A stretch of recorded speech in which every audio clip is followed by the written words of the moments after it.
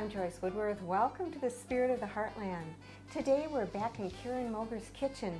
If you'll remember, Karen was the wonderful cook that prepared delicious holiday cookies for us and made a truly holiday Thanksgiving feast with her Chardonnay turkey. That was an awesome menu. The whole Thanksgiving meal was fabulous.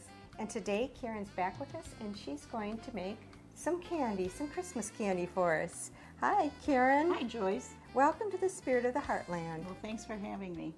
It's time to get into the Christmas spirit, so I thought what better way than to make some homemade gifts and show how to present them, or different ways of presenting them as gifts for various organizations, teachers, friends. So what kind of candies are we going to make? Today we're going to start out by making caramels. Caramels are a true gift of love because they are very, very timely.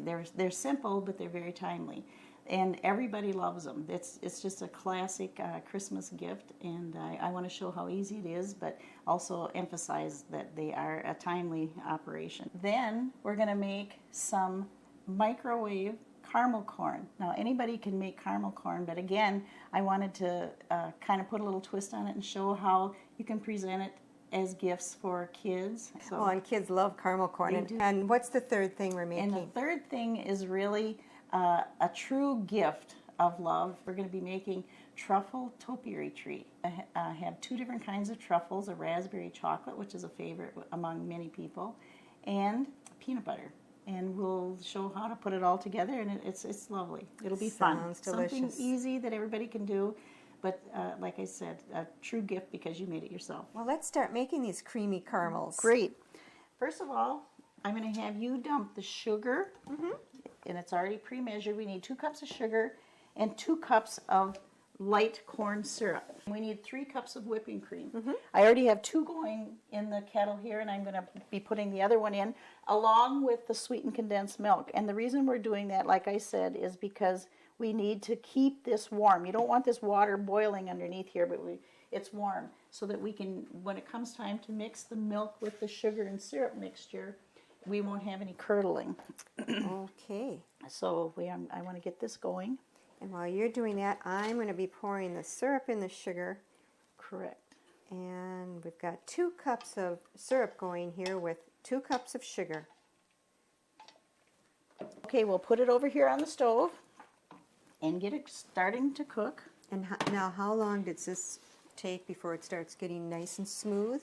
Not very long. Here's where the candy thermometers are very important. I have 2 different kinds here. This is the old traditional kind that most people would be familiar with, that you probably used and your mother used when you were growing up. And it's very easy to read. It hooks onto the side of the kettle, and these are just fine. However, the days of digital, this is my favorite because I need to bring this up to 242 degrees, and it tells me it's candy. And all I need to do is insert the probe, set it here, and it tells me what temperature it presently is at, and when it gets to the 242 degrees, it'll beep. My husband uses it all the time when he makes a prime rib, and perfect prime rib every time. Sure. So we're at 77 now. We've got a little ways to go. We've got quite a ways to go. So at this point, we're going to bring this to a boil. You need to constantly stir this as you start it out. You want to be stirring it and watching your temperature. And Joyce, at this time, if you want to sprinkle some salt in there. Okay. It's about a fourth of a teaspoon. That's a fourth of a teaspoon of salt. Okay. Okay, there's the beep. Now, at this point, you want to turn it down to a little less than medium, and that's where we'll remain now till the end. Okay. And we will start adding our milk very, very slowly, and that'll bring that temperature down too. Okay, let me stir it for you while you're pouring it in. And very, very slowly you want to do that. Slow, slow, steady stream. And that's what I mean about it being a timely process. You don't want to dump this whole thing in. You want to just go nice and slow and stir and let it cook in between a little bit, about a cup or so. Ideally, 2 to 3 minutes between each addition. And you don't need to bring this up to the 243 degrees. All we're doing here is just slowly adding, letting it cook a little bit, slowly adding some more, letting it cook a little bit, till we get it all in. And then we'll just let it be, and it'll take its time. And you'll watch the color nicely caramelize, and you'll see for yourself.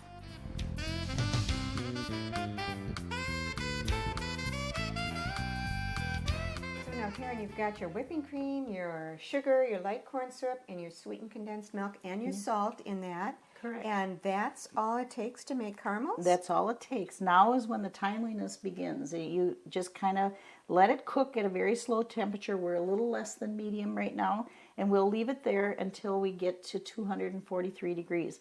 And it's not necessary at this time to be constantly stirring it. We'll just be, on occasion, I'll come over and give it a little stir.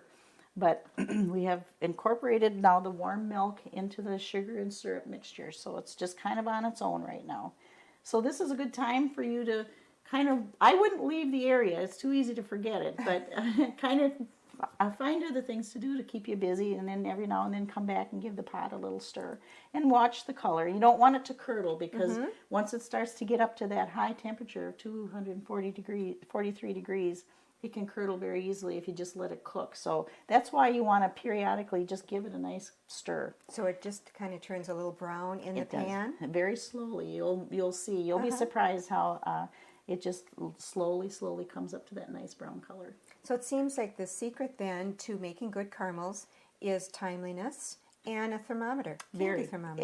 It's years ago, when they didn't have candy thermometers, they still made caramels. Now, I don't know if you remember this, but I can remember my grandmother and my mother, they'd take a cup of cold water, and they'd keep testing it.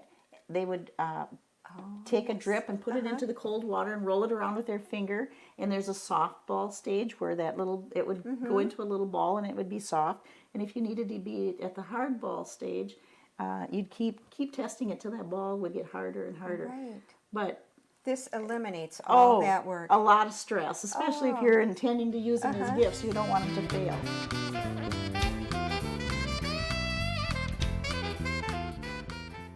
Okay, now Karen, this has been on the stove for about an hour and a half, hasn't it? A good hour and a half, right. Okay, and we've been stirring it up, and now it's an absolutely perfect, beautiful color. Yeah, it's great. They look like great caramels. And this is about Three-fourths, I think it's a half a cup. about Yes, half a cup of nuts. walnuts. And again, that's totally optional. If you don't care for nuts, or if you have an allergy, don't put the nuts in. That's perfectly okay. I love about nuts. 2 capfuls of the vanilla. And again, remember, we don't put the vanilla until the very end, because the cooking would just destroy the flavor. And that's pretty much it for ingredients. That's it. Stir it in really good. And here I have a cake pan that we've lined with foil and buttered real well, because otherwise they would stick horribly, and so you don't want them to stick. So doesn't that look lovely? Oh, that's So I'll just hold beautiful. the pot if you want to take the spoon and Scoop it in. scoop it in. Oh, does that ever look lush and lovely. And, of course, delicious. Smells as good. Nothing like homemade caramels. Well, I hope so. I think so. And you really kind of have to have a knack for making caramels. It's not just an easy thing to put on the stove. It isn't hard. It isn't easy patience. to explain it to people. I think showing them, you can see how easy it really is, but it wouldn't be as easy to just explain it. Okay, once you have it to this point now, you pretty much overnight. It'll take that long to set.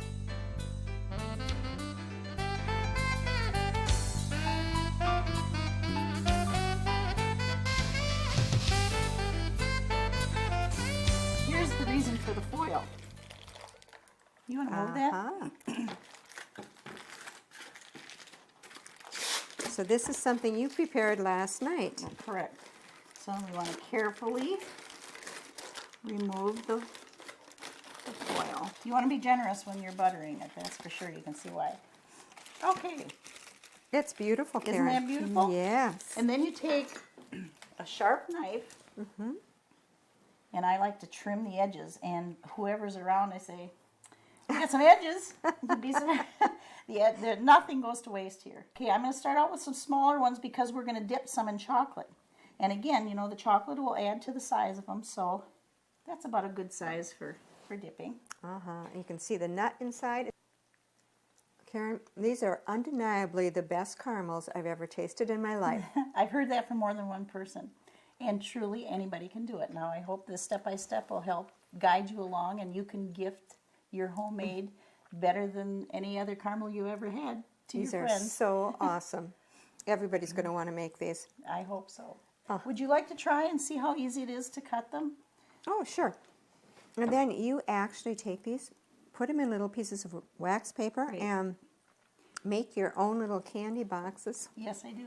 As And wax gifts. paper, you can probably, I have not tried wrapping them in foil. However, I have seen some people wrap some foil around the wax paper. Wax paper works the best because it doesn't seem to stick to it once they're at this stage. Okay, So- well, let's wrap these up. Okay. I pre-cut some little squares here. Give them a there. And a little twist on one end. A little twist on the other. And Perfect. would you like to We try have- it? Sure. Some wonderful gift-wrapped caramels. When the caramels were cut into small bite-sized pieces, Karen melted a package of semi-sweet chocolate chips along with 4 tablespoons of Crisco in the microwave, creating a glazy chocolate coating for the caramels. With her special dipping tool, she coated the caramels and laid them on wax paper to form into beautiful chocolate-covered caramels. Well, now we have the finished product. Karen has made wonderful dipping caramel chocolates and also a plate full of fancy caramels in little wax papers. And here's a really lovely mix. Boy, Karen, these are absolutely gorgeous. I don't know anybody else that makes candy quite like this. Well, I thought that this here little display right here with the Christmas plate and the mixture would make either a lovely table decoration if you're having a party, and a little hors d'oeuvre, or what a nice gift. I'd put a little saran over it and a little gift tag and a little bow and say, Merry Christmas. Yeah, thank you. Thank you for that idea. You're welcome.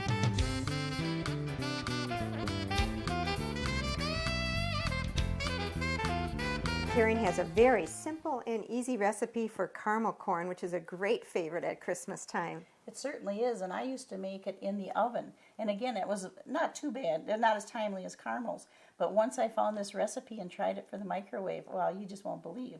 Zip snap, snack time. All right, and the other ingredients are, it looks like brown sugar and little soda and butter, salt, and corn syrup. Correct. So, Okay, you take it from there, Karen. What do we Okay. do? why don't you start by, now one thing that the popcorn is going to be made in the microwave in a brown paper sack. So if you want to get the brown paper sack that we have Alrighty. and dump your 3 quarts of popcorn into the brown paper sack Okay, and have that ready. easy enough? Easy enough. Certainly easy enough. The ingredients for Karen's easy caramel corn are 1 cup of brown sugar, 1/2 teaspoon of salt, 1/4 cup corn syrup, and 1/2 cup butter. And not the soda? Not the soda yet. The soda is going to be an interesting little twist at the end. It's going to form a chemical reaction and it'll change the consistency of that. Right now we need to put this in the microwave for 3 to 4 minutes, and something important I want to tell you about them. Everybody's microwaves are different. Mine happens to be 1,000 watts. Oftentimes you'll see recipes in cookbooks, they do it at 80% power because most microwaves are at least 80% or more. So I always, when I'm cooking anything or boiling anything for any length of time, I usually bring it to the 80% power because it will alter. If you, at 1,000 watts, if I cook it for 4 minutes, it may get too hard. I just go in and I put my 4 minutes, and then here you have a button that says power level, and most microwaves will have this. So hit power level and just hit 8. There's your 80% and start. And again, we're going to stop this about 2 or 3 times in that 4 minutes and give it a stir.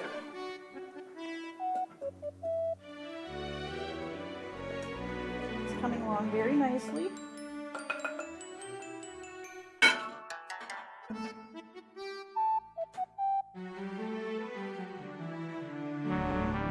Okay, it's almost to our 4 minute now, and we want it to boil for 2 minutes.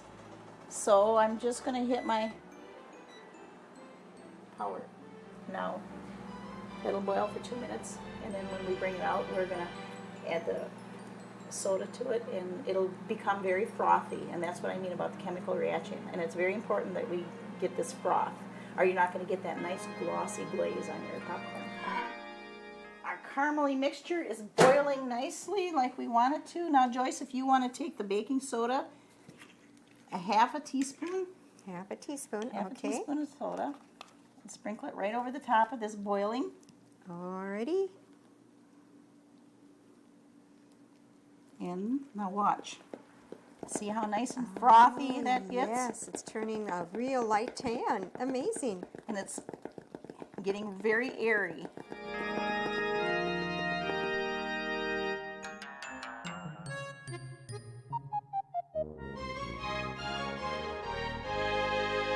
In the bag. And what we're going to do now is take the bag.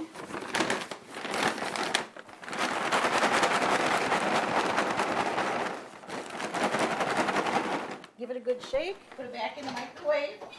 Bag and all. For 1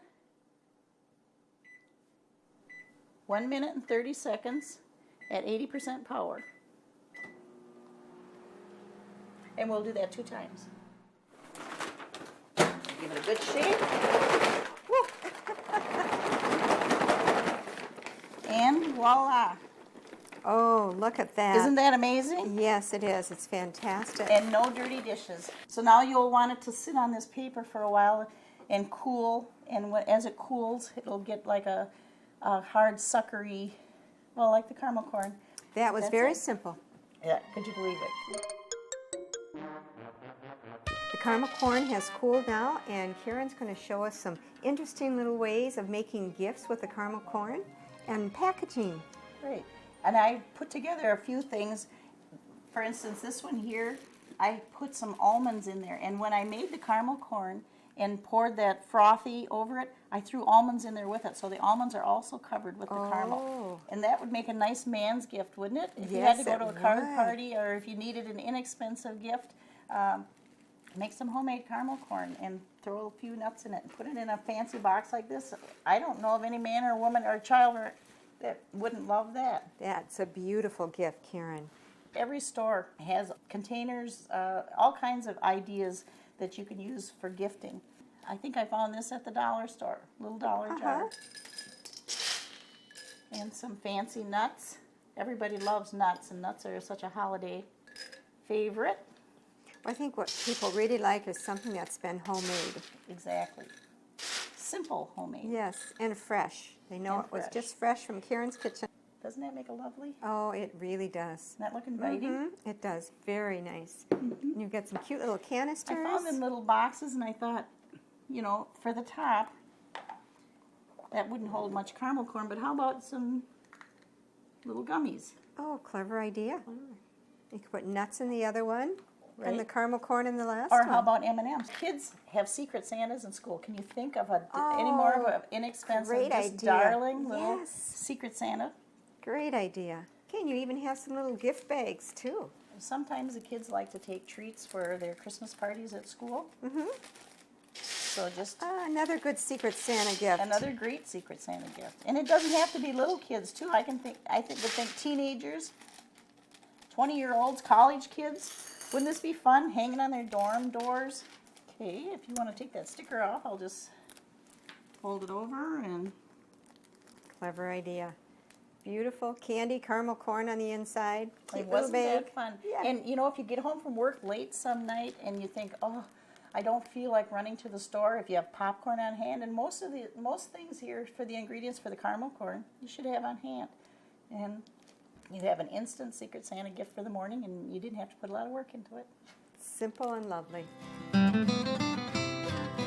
Now we're going to make these delicious bonbons. These are wonderful looking and very tasty. Very tasty. They're excellent. So what do we have here? These are peanut butter? These are peanut butter, and these would be the chocolate raspberry. So, and both very, very simple. I think we'll start by making the chocolate raspberry first, because that's going to be quite sticky when we get done. So you would want to refrigerate them before you make them into a ball. The ingredients for the raspberry fudge bonbons are 8 ounces of cream cheese, 1 cup of melted semi-sweet chocolate chips, 1/4 cup raspberry jelly, 3/4 cups vanilla wafers, and 1 cup chopped nuts.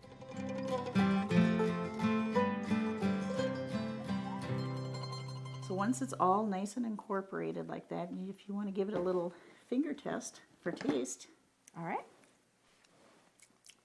Oh, great Isn't that combination. delicious? I tell you, is chocolate delicious. and raspberry is one of my favorites, even in coffee and anything. So what we'll do with this now is we'll just leave it like this and pop it in the refrigerator, and in about an hour we'll make some balls out of it. So the next bonbon we're going to make are the delicious peanut butter crunchy ones. And they're every kid's favorite. Actually, when we're finished, they're going to end up tasting kind of like a Reese's peanut butter cup, because we're going to be dipping them in that mixture of butterscotch and chocolate also. Okay, well, what are the ingredients for the peanut butter bonbons? For the bonbons, we're going to start out with the 2 1/4 cups of powdered sugar, if you want to pour that in there, Joyce. Okay. And then followed by the 1 1/2 cups of Rice Krispies. Now, these are all really simple, easy Very candy simple recipes, things aren't they? and ingredients that you probably have around the house more than Sure. likely. Into the Rice Krispie powdered sugar mixture, Karen adds 3/4 cup peanut butter mixed with 3/4 cups melted butter.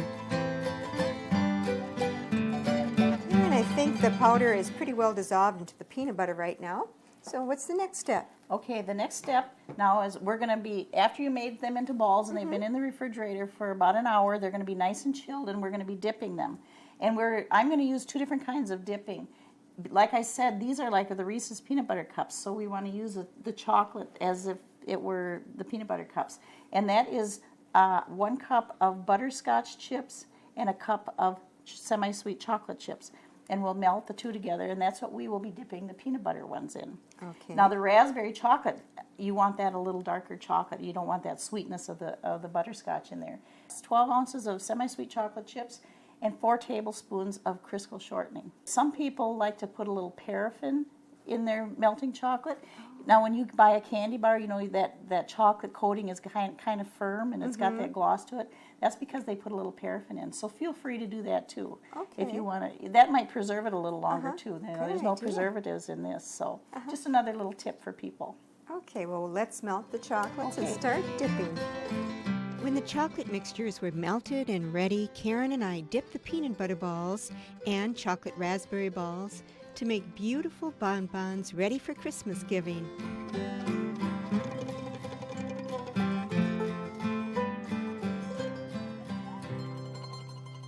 And from here, Karen is actually going to make a wonderful Christmas candy display in this lovely topiary for us. Karen, this is absolutely beautiful. And you won't believe how simple it is. And like I said, it doesn't even have to be for Christmas. Think of a baby shower, a bridal shower. Yes. And it doesn't have to be truffles. You know, I was trying to think of other things. You know, anything that can be, a toothpick can slide through easily and mount it without falling off. So there again, be creative. Now we have all the ingredients that we need to make that lovely little topiary tree. And Karen, I'm real interested to see how this works. Now, it's going to be so simple. First of all, good luck at Christmas trying to find clay pots. I had to go quite a ways. So maybe this summer, if you have in mind that you might want to do this, stock up on some clay pots. They're really inexpensive. Karen uses a 4-inch clay pot into which she poured some floral foam, centered a 1/4-inch dowel, and poured plaster of Paris. When it hardened, she painted it with gold spray paint. She then wrapped the dowel with a shiny Christmas cord and secured it using her glue gun. She wrapped a styrofoam ball, also painted gold, with saran wrap and stuck it on the dowel, securing it with glue. She cut a 22-inch circle of Christmas fabric to wrap the pot in and secured it with a rubber band. She then used toothpicks and poked them into the styrofoam. She secured the bonbons, which had been placed in red and green foil candy cups, onto the toothpicks. The final touch were 2 large bows at the base of the dowel. Isn't that lovely? Yes, it's just darling. I love these topiary trees. They're so cute. And wouldn't it be fun in the summertime to kind of use some fruit and vegetables and make yourself a little tree for your picnic table? Oh, clever idea. Yep. You can do it all the seasons and for any occasion, showers, That's true. weddings. It'd be great in the middle of a wedding table. Wouldn't it though? Yeah. Just use your imagination. Find some creative Yes. friends because you'd want a little help. Sure, this would take a while, but this is perfect for Christmas. Well, we're standing now in front of Karen's beautiful array of homemade candies and gifts for the Christmas holidays. Karen, this is such a fabulous array of beautiful gifts, and what a wonderful hobby for you. Well, hobby, yes, but I hope more than anything it inspired somebody to get into the Christmas spirit, make something simple and homemade, and you don't have a lot of expense involved in it, and they will love it. Who doesn't love something simply homemade? Absolutely. They wouldn't go home and do it themselves, probably, so. Do you do this every single year? I do some things every year. I give a lot of my cutout cookies for gifts, and the caramel corn I do every year. The caramels I've been doing every year. And everybody, you get to the point where people get to look forward to them. So now when you said you should do this for a living, I don't know. When your fun becomes work, it's not fun anymore, and I like to keep it fun. Well, it certainly was fun creating all this stuff. Your candies, every single one of them was absolutely delicious. I thought so. And I hope you enjoy it. I surely did. And I know our viewers will really enjoy it. And I want to thank you so much for sharing your recipes and your wonderful ways of displaying and also your little gift boxes. It was my pleasure. And thank you for joining us today. Please join me again next week. Till then, enjoy the spirit of the Heartland.